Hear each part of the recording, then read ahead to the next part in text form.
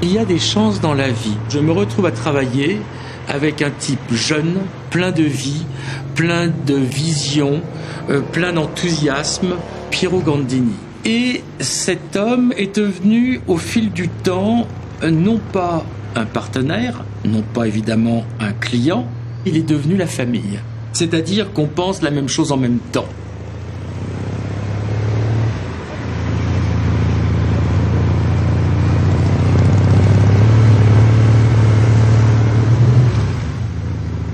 La collaboration avec Philippe Starck, c'était une expérience humaine. On parle d'un type poussé par sa créativité, son talent évidemment, mais poussé par son intérêt pour les gens. Quelqu'un comme ça a appris ce monde des gens très bien informés, très bien cultivés. Il a choqué un peu et jeté un peu avec violence dans le trafic du monde aujourd'hui.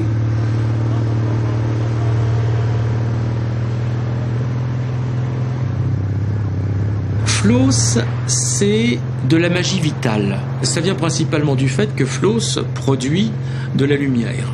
La lumière est tout. Vous pouvez faire la plus belle chose du monde. S'il fait noir, on la voit pas. Après, dès qu'on a un début de lumière, il faut qu'il y ait la qualité de la lumière. Et il y a la façon dont on va la cristalliser. Quel est l'objet, quelle est l'entité, quelle est l'intention, quel est le projet, quelle est l'ambition qui va porter ce regard sur nous et qui va nous éclairer.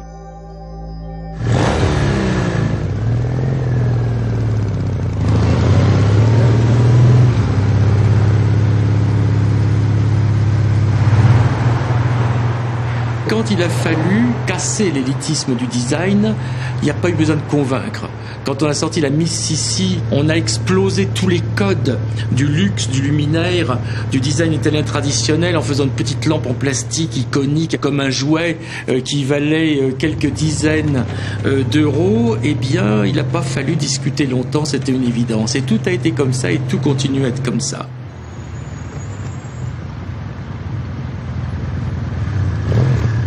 Flos avait dû commencer avec Achille Castiglioni et son frère, qui étaient des bricoleurs de génie. Un phare de voiture, un fil, et c'est une des plus belles lampes du monde depuis 40 ou 50 ans.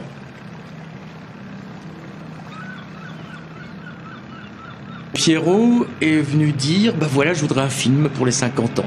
On veut tourner avec les deux fondateurs de Flos, Achille Castiglioni et toi. Et j'ai eu une surprise extraordinaire qui a été suivie d'un sentiment d'honneur formidable de pouvoir être considéré comme un des fondateurs de cette compagnie qui est l'aristocratie de la pensée, la noblesse du fonctionnement, en gros un peu tout ce qu'il y a de mieux, m'a fait très très grand plaisir.